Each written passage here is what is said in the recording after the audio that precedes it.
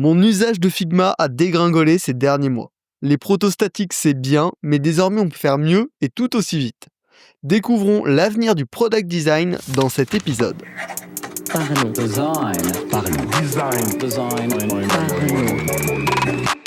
La saison 8 de Parlons Design est sponsorisée par User Testing, la solution de collecte de retours utilisateurs et d'Inside Clear. Salut, c'est Romain Pinchnap, bienvenue dans Parlons Design pour discuter de l'avenir de Figma et surtout des outils qui peuvent le remplacer, en tout cas dans une grande partie des use cases du product design. Clairement Figma depuis le Covid, ça a largement pris le marché. Aujourd'hui, c'est quand même le logiciel de référence en termes de design.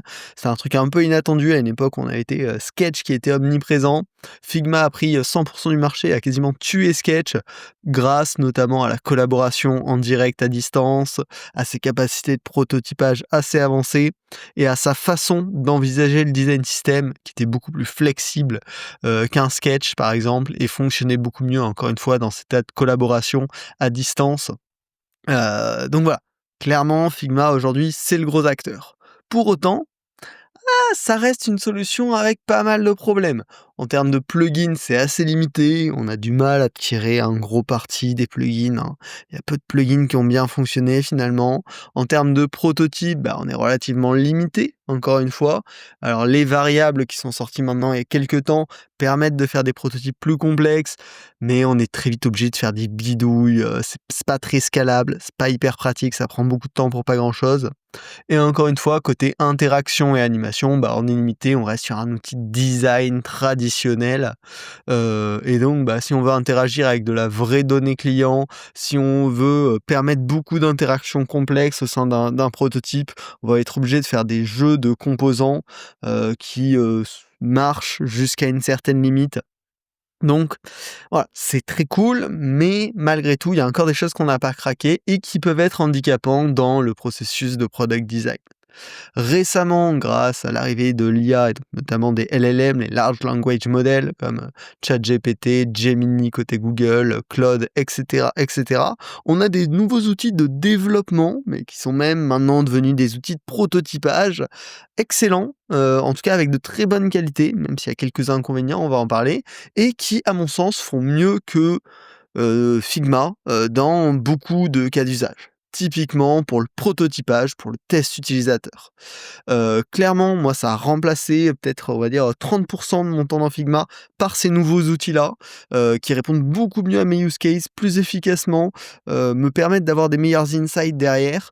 Et donc, ce que je vous propose au programme de cet épisode, c'est qu'on regarde quels sont ces outils, quels sont les use cases pour ces outils, et bien évidemment des conseils pour comment les appliquer, les utiliser concrètement pour améliorer la qualité de ces livrables finaux de design finalement. Et bien évidemment, on terminera avec un petit point sur l'avenir de tout ça. Alors, commençons, c'est quoi ces nouveaux outils? Ces nouveaux outils, ils ont plein de noms parce qu'il y a c'est un univers très concurrentiel. On a Bolt, on a Lovable, on a V0, Firebase Studio, Replit ou encore Cursor, Windsurf, qui eux sont plus des éditeurs de code. Mais globalement, la capacité de tous ces outils, c'est de transformer du texte en un site web fonctionnel avec du code derrière, mais sans avoir à gérer le code. Donc clairement l'avantage c'est qu'on va avoir un produit réel développé, donc un produit qui peut avoir des interactions très complexes, interagir avec de la data extérieure, faire des calculs ou faire tout type d'animation, de transition ou autre. Donc on a toutes les capacités d'un produit réel final à portée de main grâce à ces outils sans avoir besoin de savoir coder. Le deuxième avantage, c'est que c'est publiable en ligne et donc partageable très simplement, typiquement à un utilisateur ou un client à qui on voudrait faire tester le prototype ou à d'autres personnes de l'équipe.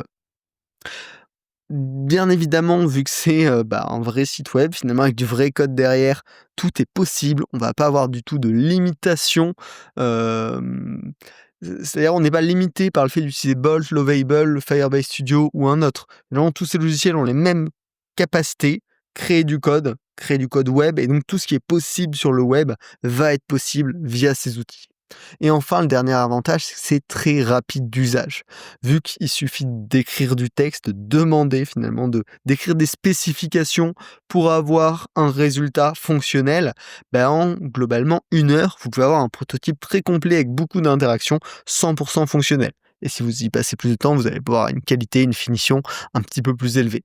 Mais globalement, dans tous les use cases que j'ai eu de ces outils, de manière professionnelle, hein, là je parle pas de use case, de test, de démo, non, c'est vraiment dans mon travail de designer. J'ai utilisé ces outils pour répondre à des use cases particuliers et en général, en 1 heure, j'avais un proto qui répondait à mes besoins alors qu'on était, sur des simulations assez complexes. On va en discuter juste après. Donc pour ça, c'est très, très fort. Bien évidemment, ça a quelques inconvénients, notamment faire du pixel perfect avec ces outils ou même, du design très brandé, réutilisant, des codes précis. Ça va être difficile, on va avoir du mal à beaucoup les aligner, ça va coûter beaucoup de temps pour un résultat approximatif. Donc ça, c'est pas l'idéal. Et le deuxième point, c'est la compatibilité avec les design systems. Vu que c'est des outils où on part de rien pour créer un prototype à chaque fois, aujourd'hui, en tout cas à date où j'enregistre cet épisode, c'est pas du tout bon pour réutiliser des composants d'un design system efficacement, ou sinon va falloir aller creuser sur des outils plus avancés avec des configurations plus spécifiques. Globalement, sur ces 2 points-là, on n'est pas bon. Mais malgré ces 2 gros défauts majeurs, moi j'y passe une énorme partie de mon temps de production aujourd'hui. Pourquoi? 3 cas d'usage principaux. Le premier, c'est quand on a besoin de prototyper avec de la vraie donnée. Quel est l'intérêt de prototyper avec de la vraie donnée? On va pouvoir récupérer des insights bien plus qualitatifs lors de nos tests utilisateurs. Dans beaucoup de cas, un test utilisateur fait avec de la donnée fake va donner un utilisateur moins engagé, un utilisateur qui se pose pas les mêmes questions que quand il regarde ses vraies données et donc va nous donner une test biaisée. Grâce à des prototypes créés avec ces outils-là, on va pouvoir les connecter avec de la donnée véritable de l'utilisateur très facilement et donc mettre l'utilisateur qui va tester votre prototype dans un cadre hyper réaliste finalement, parce qu'il est vraiment en train d'analyser quelque chose de réel. Ça va également nous permettre, nous, en tant que prototypeurs, d'avoir une meilleure compréhension de l'ensemble des cas réels. Vu qu'on le teste avec de la vraie donnée, on va se rendre compte que notre graphique qu'on avait imaginé tout beau, en fait, la plupart du temps, il est assez illisible ou il a une courbe flat en permanence parce que ça correspond à la véritable donnée.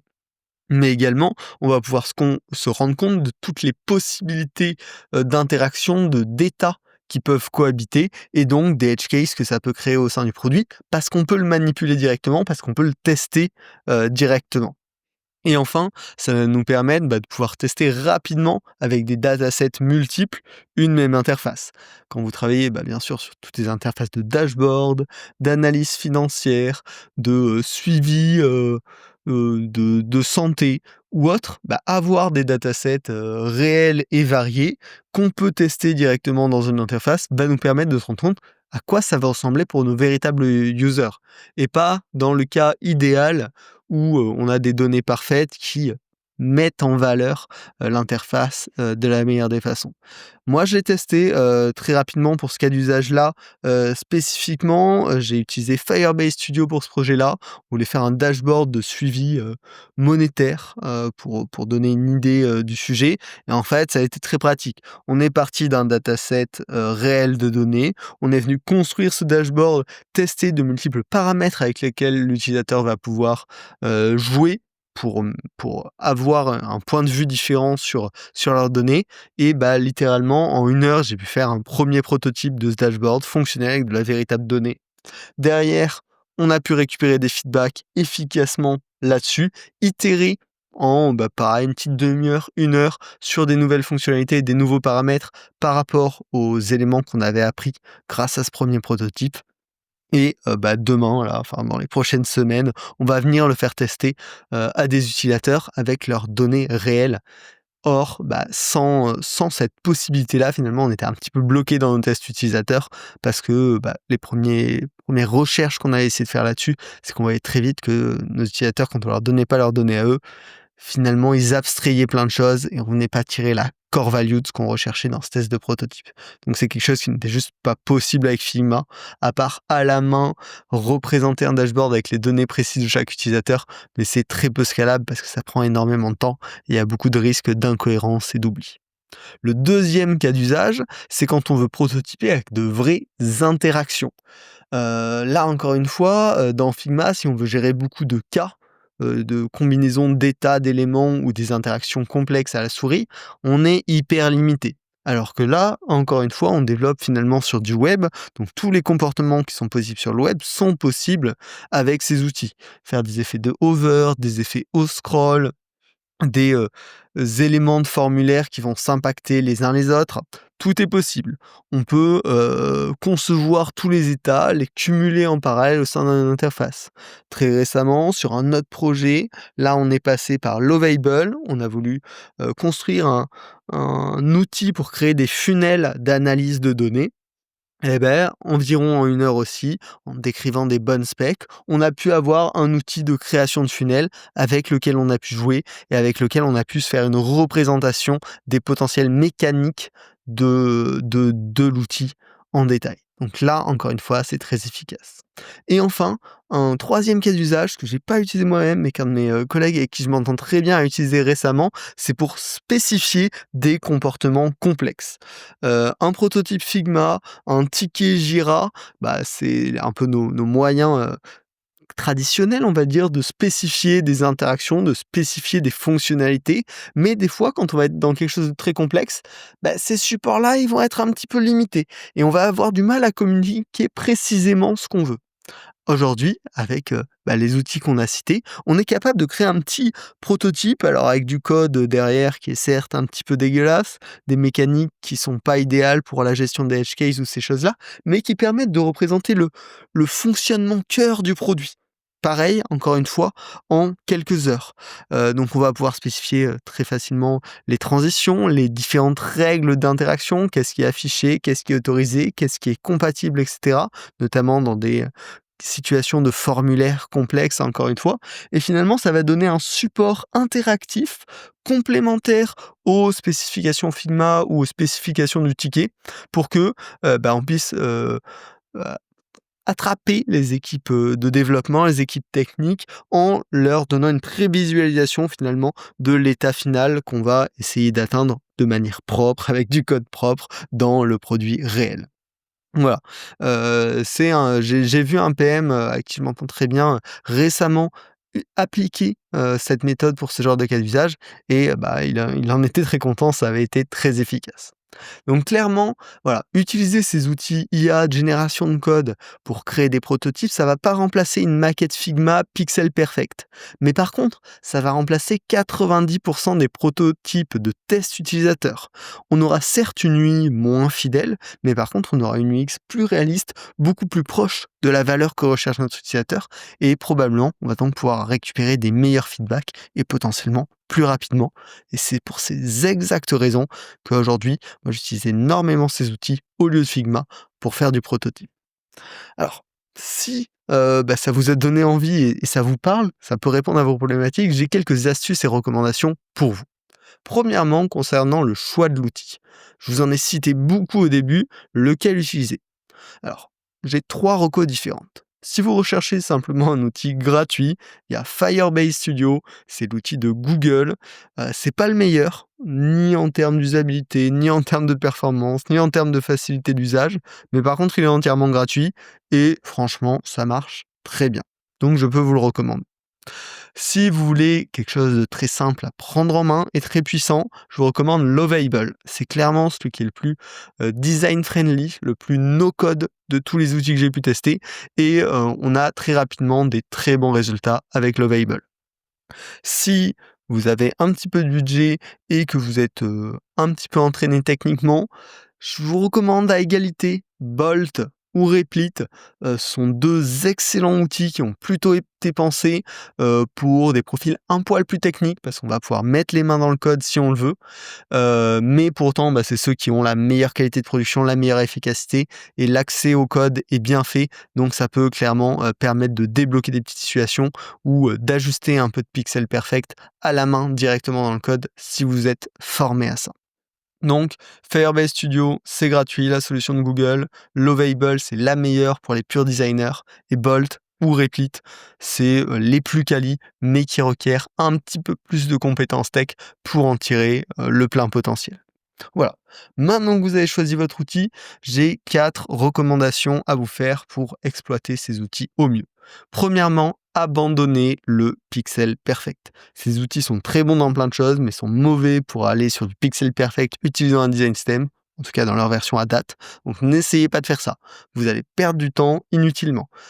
Prenez ces outils comme des outils de prototypage UX. Ça n'empêche pas de faire une UI potable, mais faut pas aller se focaliser sur du pixel perfect avec ces outils. Deuxièmement, pour commencer à utiliser ces outils, le premier prompt que vous allez vous lui donner, faut les penser comme des specs. Donc rédigez des spécifications de comment vous voulez que votre fonctionnalité fonctionne, quels doivent être ses différents composants, éléments, leurs interactions, ce qui est possible de faire ou ce qui n'est pas possible de faire, le modèle de données peut-être qui va devoir être ingéré à l'intérieur. Travaillez-le proprement. Petite astuce pour améliorer ces spécifications, souvent moi j'en rédige une première version, je les envoie à un LLM comme ChatGPT ou Claude, j'ai une petite préférence pour Claude, et je lui dis améliore ces spécifications pour une fonctionnalité. Et donc ça va me rédiger un prompt amélioré de la version que j'ai écrite, que je vais moi ensuite encore une fois réviser. Et en général ça permet d'avoir des specs très complètes, très rapidement, avec une bonne qualité.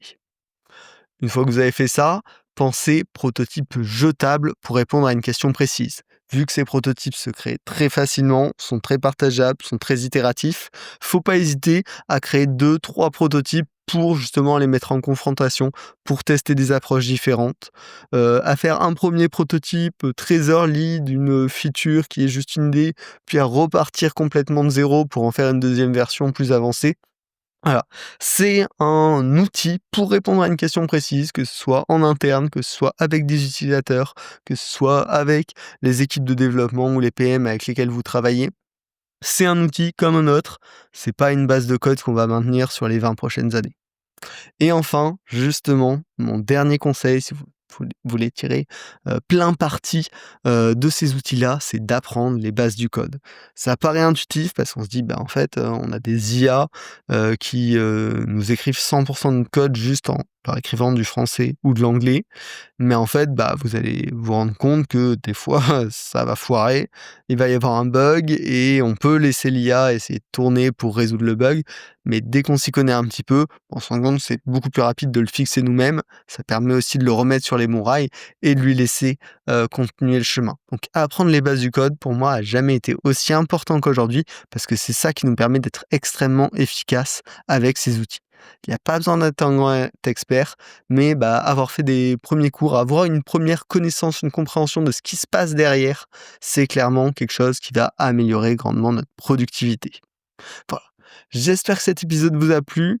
Ce que j'aimerais aussi pousser un petit peu, on en parlera dans des prochains épisodes, mais pour moi, ces nouveaux outils, ça marque aussi un petit peu la fin du processus linéaire de design.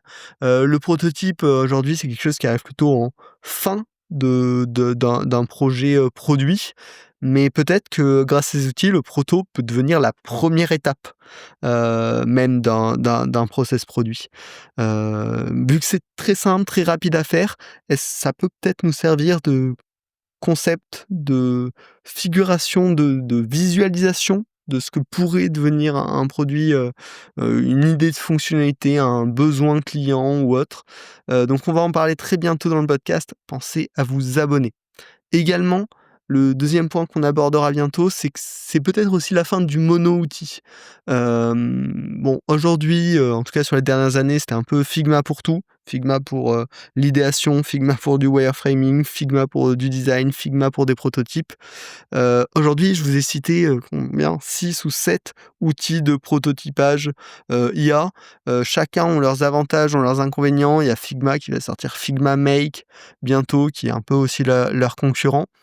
Mais finalement, aujourd'hui, moi en tout cas dans mon process de design, Figma est devenu une étape comme une autre. J'utilise plein d'autres outils, plus que Figma, pour répondre à des besoins particuliers. Et donc on va peut-être un peu sortir de ce paradigme du tout Figma pour aller sur un paradigme de le bon outil au bon moment. Voilà. Et enfin, clairement, ça vient créer un rapprochement entre le design et le développement, parce que nos outils de prototype se rapprochent des outils de développement. Il y a forcément le code qui est le langage commun dans tout ça. Et donc ça ne peut que faire du bien, je pense, de mieux se rendre compte des problématiques qui sont liées de l'autre côté, en l'exploitant finalement, directement dans nos process. Bref, j'espère que cet épisode vous a plu. C'est vraiment un retour d'expérience là de ces derniers mois où j'ai vraiment vu ce changement dans mon process à moi et puis dans d'autres personnes, dans le process d'autres personnes avec qui je travaille. Et je pense que ça va être une tendance assez importante. Donc, je vous invite vraiment à creuser le sujet, à vous faire votre propre avis là-dessus. Si vous voulez des très bonnes ressources, j'ai une petite newsletter qui s'appelle Partageons Design. C'est dispo sous format de newsletter mail ou de flux RSS, par exemple pour le suivre avec Feedly, où je vous partage les meilleures ressources, outils, vidéos, podcasts, articles sur le design, le produit et un petit peu tous ces sujets IA aussi. Toutes les semaines globalement. Donc vous pouvez vous abonner, c'est gratuit et voilà, c'est les ressources que j'ai trouvées très intéressantes, donc j'imagine que ça peut vous plaire. Bref, on se retrouve la semaine prochaine pour un nouvel épisode. Salut. Parlons design.